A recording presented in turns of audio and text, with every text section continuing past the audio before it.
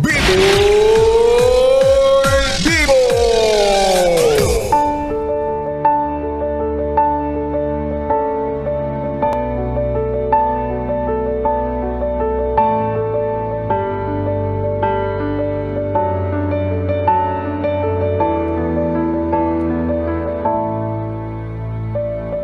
Gandang gabi, ako'y nagbabalik, DJ B-Boy Bibo para sa ating tuloy-tuloy na BB Time tungkol sa usaping Friends with Benefits.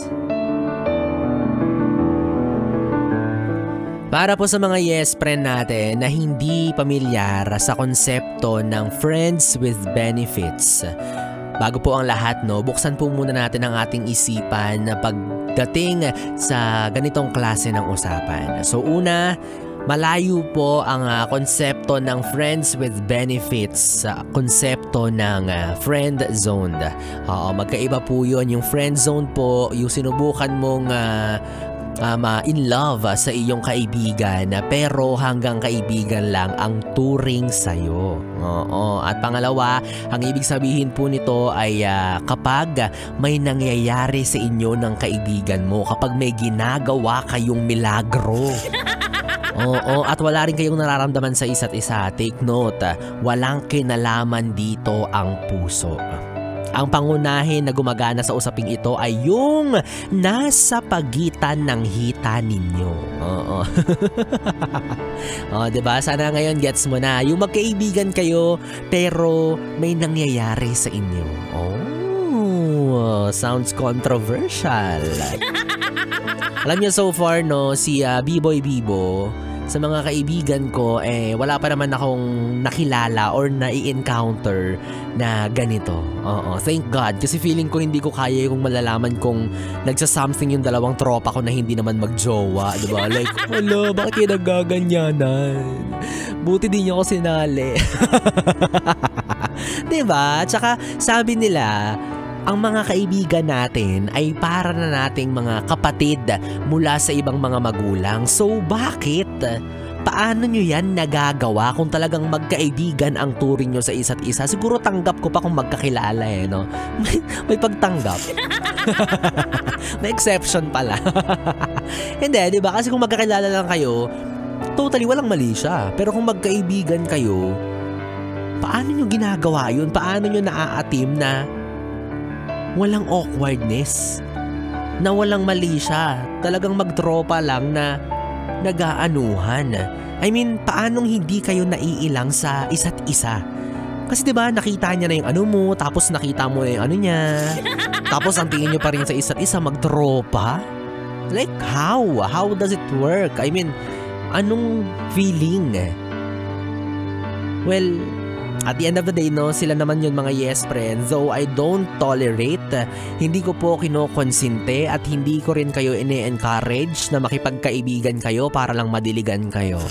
Ha? Kung gusto niyo pong madiligan, may ibang paraan. At mapag-uusapan natin yan sa ibang BB time, ha? Hindi ngayon. Mga yes friend. Para sa mga yes friend natin na nag-iisip na what if itry ko kaya? Kasi parang ayoko magjowa Parang ayoko mag-commit. Gusto ko lang madiligan. Yung ganun lang talaga. Yun ang intention, di ba? Well, aminin na naman natin. Let's be open-minded here, na parte yan ng pagiging tao natin. It's our nature, 'di ba? Na maramdaman yung urge, yung heat, parang sabi ng isang senador. Pero 'di ba, syempre pipiliin mo naman at kikilalanin mo ng mabuti yung taong makakasama mo sa paggawa niyan. And usually, dapat lang na ang kasama mo dyan ay taong karelasyon mo o hindi naman kaya yung asawa mo or jowa mo, 'di ba? Sabi nga nung iba, kahit nga jowa pa lang dapat hindi na yan ginagawa. Pero why not? Pero yung sa kaibigan mo, tapos 'di ba ang tingin niyo sa isa't isa, magkaibigan lang kami na nag-aano. Alam niyo, hindi ko talaga maintindihan, hindi ko alam, hindi ko lubos ma-imagine kung paano nangyayari yan, kung ano yung tumatakbo sa inyong isipan. Again, choice nyo yan.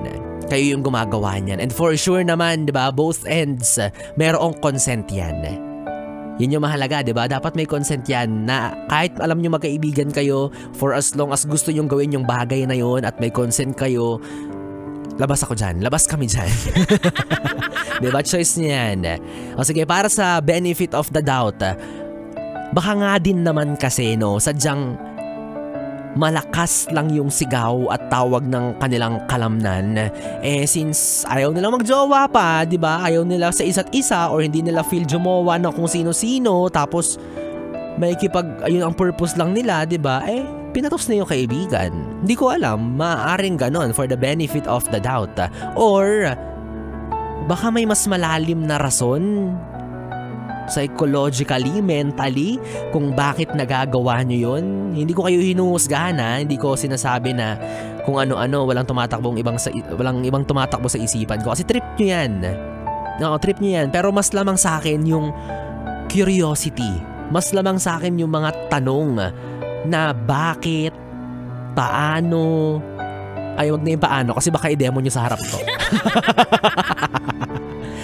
More on curiosity lang. Out of curiosity. Kaya gusto ko siyang pag-usapan. Well, at the end of everything, kayo naman yan, diba? Basta siguraduhin nyo lang na ginagawa nyo yan ng safe and sure. Safe, number 1, syempre dapat gumagamit kayo ng protection. Sure, dapat wala kayong karelasyon. Okay? O, sige na, tuloy nyo na. Sa mga kasalukuyan na nag-aano dyan, sige tuloy. Bahala kayo sa buhay ninyo, pero better safe than sorry, and choose the right person para gawin mo yan. Ha? May tamang tao, may tamang lugar, may tamang pagkakataon, may tamang edad bago gawin yung bagay na yan. Okay? Well, anyways mga yes friend, 3 oras na bibitime na naman ang ating pinagsamahan. Nakapiling mo ang bibi mo sa radyo, DJ B-Boy Bibo, ang DJ na single, ready to mingle, basta walang label. Magkasama at magkarinigan tayong muli bukas sa parehong oras, dito pa rin at dito ka lang sa istasyong No Problem, ang 101.1 Yes FM. Good night, baby. Mwah mwah.